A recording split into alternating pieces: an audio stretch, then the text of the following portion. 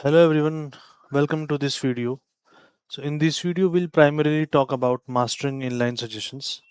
So there's a feature of GitHub Copilot where we can do inline edits.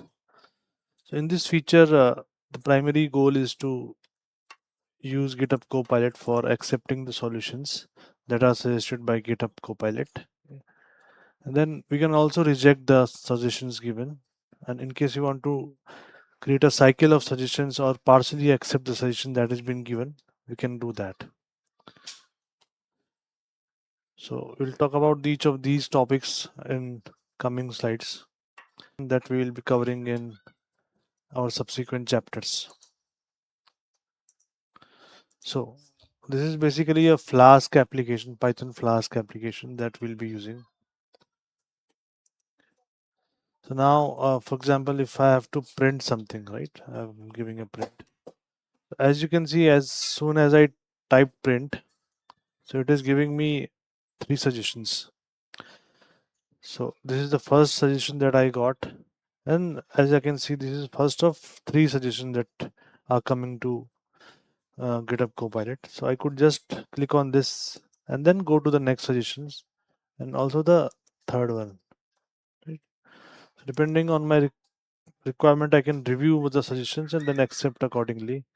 So in order to accept, I can just click tab or click on this accept. So I'll just click tab. So this suggestion is accepted right now. Okay. Now, as we have seen, we have accepted this suggestion. In case I don't wanted this suggestion uh, to be accepted, I could just click on escape, and then that is what will reject the suggestions. Okay. But if my GitHub Copilot mode is on, it will automatically try to give me suggestions which I can accept or reject.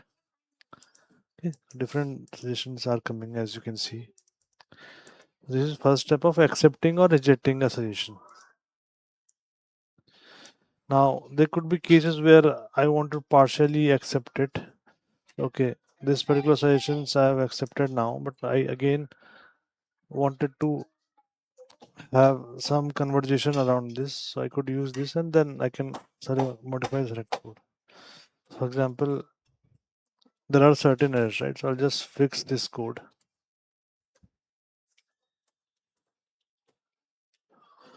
So one cycle I've accepted the code, and second cycle I'm just uh, fixing the errors. So I could keep when I could keep the direct edit happens on my ID on my file.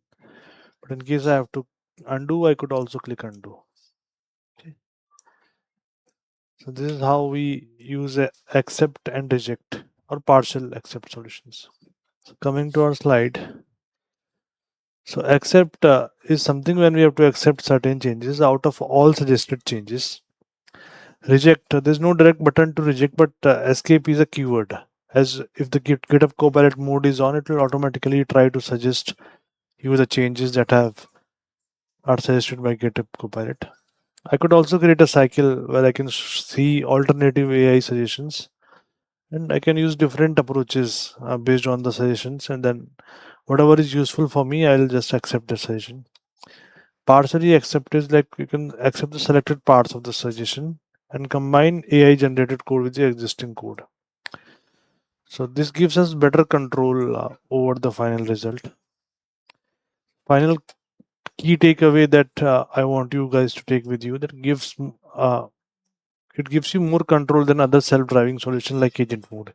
In case you are using agent mode, you don't have any control on what the agent or what the LLM suggests you. But in case you are using inline edits, it is quite feasible, and you can also use that to control your code base and combine AI generated code with the existing code. So this gives us better control over the final result. Final key takeaway that I want you guys to take with you, that it gives you more control than other self-driving solution like agent mode. In case you are using agent mode, you don't have any control on what the agent or what the LLM suggests you. But in case you are using inline edits, it is quite feasible, and you can also use that to control your code base Okay. Now I'll talk about the application that we have. So this is the application that I have. So I'll just launch an application. So launching an application, I'll create a VE virtual environment.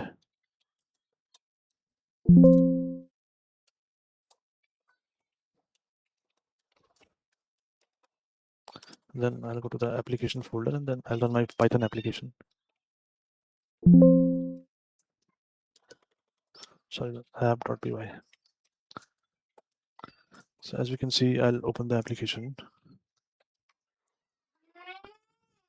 So now I will just log in to this application with my admin credentials.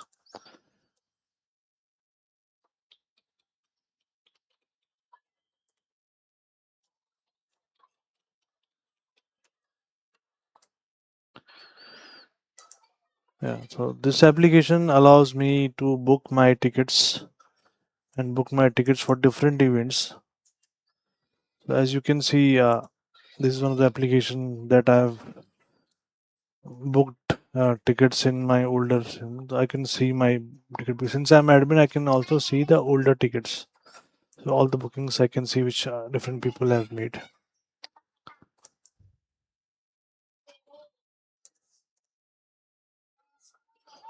Okay. So now consider as a developer, I wanted to just add one more field in this particular section, as you can see, right? This in this particular. So I'll just open the code base. So there's one way which I can use the agent mode and then ask agent mode to make this change in the UI by giving a proper prompt. And the other way is that I could also, the developer, I know which file I have to change. I could change the index.xml by modifying the code base. So now we'll use application of inline edit in this. So I'll just add a comment